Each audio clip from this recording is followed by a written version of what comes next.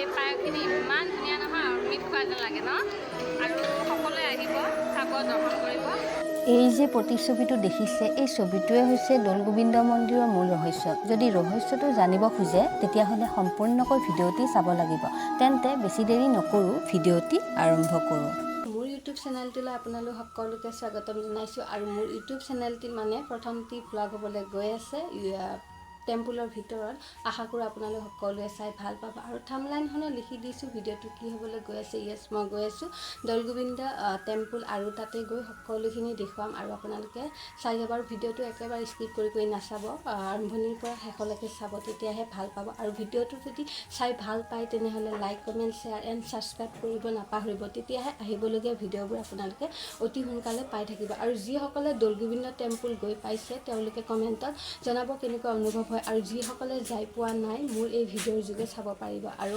আপোনালোকেও আহিব বহুত ভাল লাগে আৰু বেছি দেৰি নকৰোঁ ভিডিঅ'টো আৰম্ভ কৰোঁ তাতে গৈ লগ পাইছোঁ আৰু এটা কথা কওকচোন মই মেখেলা চাদৰ পিন্ধি লৈছোঁ এইফালে গামোচা লৈ লৈছোঁ কেনেকুৱা লাগিছে কমেণ্টত জনাব বাৰু আৰু যিসকলে ভগৱানক বিশ্বাস কৰে তেওঁলোকে কমেণ্টত লিখি দিয়ক জয় শ্ৰী কৃষ্ণ বুলি পালোঁ মহাপুৰুষ শ্ৰী শ্ৰী দৌল গোবিন্দ মন্দিৰ এতিয়া মন্দিৰ হয় আৰু মন্দিৰটো বহুতেই ধুনীয়া আৰু ইফালে ৰাস্তা আছে আৰু ইফালে চাওকচোন ইমান ধুনীয়া পৰিৱেশ এটা আৰু ইমান ধুনীয়া মন্দিৰ গেটখনেই ইমান ধুনীয়া আৰু ভিতৰত যাই বাৰু দেখুৱাম কি সকলোখিনি দেখুৱাম আৰু আপোনালোকে চাই থাকিব গেটৰ কাষতে গণেশ বাবাৰ মন্দিৰ এটাও আছে মন্দিৰটোৰ কাষতে এনেকৈ চাকি ধূপ জ্বলোৱা দোকান আছে তাৰপাছত আমি আহি পেলাই ইয়াতে ধুনীয়াকৈ চাকিখৰ লৈ লওঁ আৰু ধুনীয়াকৈ লৈ পেলাই তাতে যাম ধুনীয়াকৈ জ্বলাম এইফালে ধুনীয়াকৈ গেটটোত সেৱা এটা কৰি মন্দিৰ ভাগলৈ প্ৰৱেশ কৰিলোঁ সঁচাকৈ মন্দিৰটো বহুত বেছিয়ে ধুনীয়া হয় আৰু ইমান ধুনীয়াকৈ মন্দিৰৰ চাৰিওকাষ পৰিষ্কাৰকৈ ৰাখে নহয় চায়ে কিবা এটা ভাল লাগে আৰু ভৰি চৰি ধুনীয়াকৈ ধুই লওঁ তাৰপাছত চাই থাকক আৰু ভিডিঅ'টো একদম স্কিপ কৰি নাচাব সম্পূৰ্ণ শেষলৈকে চাব আৰু তেতিয়াহে ভাল পাব আৰু এটা কথা কওঁ এই মন্দিৰটোৰ ৰহস্য যদি জানিব বিচাৰে তেনেহ'লে আপোনালোকে ভিডিঅ'টো একদম শেষলৈকে চাই থাকিব তেতিয়াহে মই ৰহস্যটো ক'ম আৰু ধুনীয়াকৈ like comment share and subscribe কৰি দিব ভিডিঅ'টো তো ভৰিখন ধুই লওঁ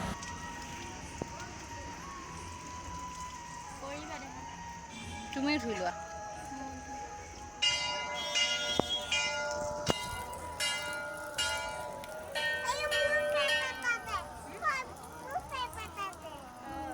গেটৰ মানে সন্মুখতে আছে এই মানে চাকি ধূপ জ্বলোৱা যিটো মানে এইটো ভিতৰ ভাগ আৰু তাতে ধুনীয়াকৈ চাকিখৰ দি লওঁ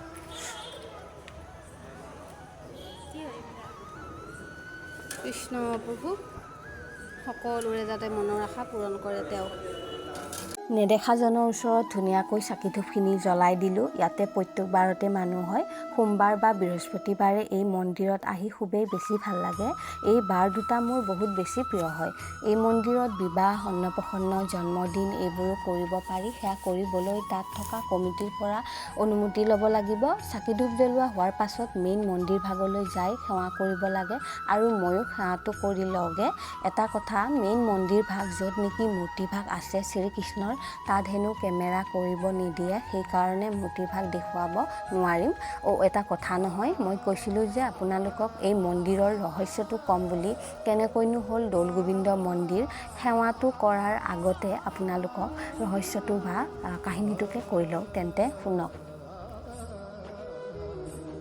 দৌল গোবিন্দ মন্দিৰ উত্তৰ গুৱাহাটীত অৱস্থিত এই মন্দিৰভাগ হৈছে বিভিন্ন মঠ মন্দিৰৰ ভিতৰত ইতিহাস প্ৰসিদ্ধ ঠাই অন্য এক প্ৰসিদ্ধ মহাপুৰুষ শ্ৰী শ্ৰী দৌল গোবিন্দ মন্দিৰ এই দৌল গোবিন্দ মন্দিৰ অসমৰ কামৰূপ জিলাৰ চন্দ্ৰভাৰতী পাহাৰত অৱস্থিত প্ৰত্যেক বছৰতেই ফাগুন চ'ত মাহত ইয়াতে 7 দিনীয়া কাৰ্যসূচীৰে দৌল উৎসৱ পালন কৰি অহা হৈছে এই মন্দিৰটোৰ কাহিনী মতে 1826 চনত ইয়াণ্ডাবু সন্ধি অনুসৰি আমাৰ অসমখন যেতিয়া ব্ৰিটিছৰ হাতলৈ গৈছিল তেতিয়া ইংৰাজসকলে অসমখন ৰাজত্ব কৰিবলৈ অসমৰে কিছু সংখ্যক উদক্ষ অসমীয়া লোকৰ সহায় লোৱাৰ কথা ভাবিছিল তাৰে এক অংশ হিচাপে নলবাৰী জিলাৰ সদৰামিনৰ দায়িত্বত আছিল গড়গৰাম বৰুৱা যি গড়গৰাম বৰুৱা হৈছে পণ্ডিত আনন্দৰাম বৰুৱাৰ পিতৃ আৰু গড়গৰাম বৰুৱাৰ দিনতেই এই অঞ্চলতে এক আচৰিত ঘটনা ঘটিছিল ওচৰতে থকা জেকেৰিয়া নামৰ গাঁওখনত এজন ব্ৰাহ্মণৰ ঘৰত এজনী কপিলী বৰ্ণৰ গাই গৰু আছিল। এই গাইজনীয়ে সদায় বিশেষকৈ নিশাৰ শেষ ভাগত ডিঙিৰ বান্ধোন খুলি সন্ধ্যাজাৰ অৰণ্যলৈ গৈ এজোপা বিৰিণাৰ গছৰ ওপৰত উহাৰ পাতি গাখীৰ ঢালি পুনৰ গোহালিলৈ ঘূৰি আহে। এই ঘটনাটোৰ কথা সদৰামীন গড়গৰাম বৰুৱাৰ কাণত পৰিছিল। তেতিয়াই গড়গৰাম বৰুৱাই এই ঘটনাটোৰ ৰহস্য উদ্ঘাটন কৰিবলৈ সেই বিৰিণা গছজোপা থকা ঠাইখিনি খনন কৰাৰ কথা ভাবিছিলে। খনন কাৰ্য চলোৱাৰ ফলত এই ঠাইৰ পৰা এক সুন্দৰ কৃষ্ণমূৰ্তি উদ্ধাৰ কৰিছিলে। সেই কৃষ্ণমূৰ্তিটো ৰাইজে ভক্তিভাৱেৰে শোভাযাত্ৰা কৰি এই চন্দ্ৰভাৰতী পাহাৰত স্থাপন কৰিছিলে। ইয়াতে আগৰে পৰাই শ্ৰী শ্ৰী ঘনশ্যামৰো মূৰ্তি আছিলে। এই মূৰ্তিৰ লগতে নতুনকৈ অনা মূৰ্তিটো তেতিয়াৰে পৰা পূজা সেৱা কৰিবলৈ ধৰিলে আৰু তাৰ পাছত দৌল আৰু ফাকুৱা উৎসৱ আহি পৰাত পূজাৰীৰ চিন্তা হ'বলৈ ধৰিলে যে কোনজনা মূৰ্তিক দৌলত ৰাখিব। তেতিয়া পূজাৰীয়ে এই মূৰ্তি দুজনাৰ ওচৰত প্ৰণিপাত জনাই ক'লে যে যিজনা মূৰ্তি দৌলত থাকিব সেইজনা মূৰ্তি 4 আঙুল আগত থাকি প্ৰমাণ দেখুৱাই যেন। আৰু তেতিয়া পাছদিনাখন পূজাৰীয়ে দেখে যে নতুনকৈ অনা মূৰ্তিজনা 4 আঙুল আগত অৱস্থান কৰি আছে।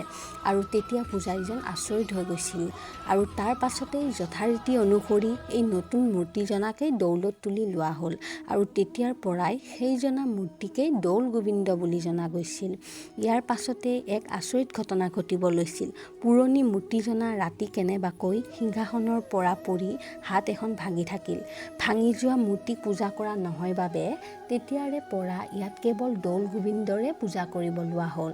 স্থানীয় ৰাইজৰ অশেষ পৰিশ্ৰম আৰু ভক্তবৃন্দৰ সহযোগত 1970 চনত এই মন্দিৰৰ নিৰ্মাণ কাৰ্য সম্পূৰ্ণ হৈছিল। কাহিনীটো ইমানেই আছিল। আপোনালোকৰ কেনেকুৱা লাগিল বাৰু শুনি?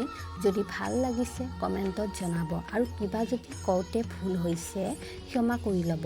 মই ৰিচাৰ্চৰ ওপৰত ভিত্তি কৰিয়ে এই কথাখিনি ক'বলৈ চেষ্টা কৰিছোঁ। তাৰ পাছত মেইন মন্দিৰ ভাগত সেৱা কৰিলোঁ আৰু প্ৰসাদ খাবলৈ গ'লোঁ। মেইন মন্দিৰ ভাগৰ কাষতে আছে য'ত নেকি প্ৰসাদ দিয়ে ভক্তবোৰক।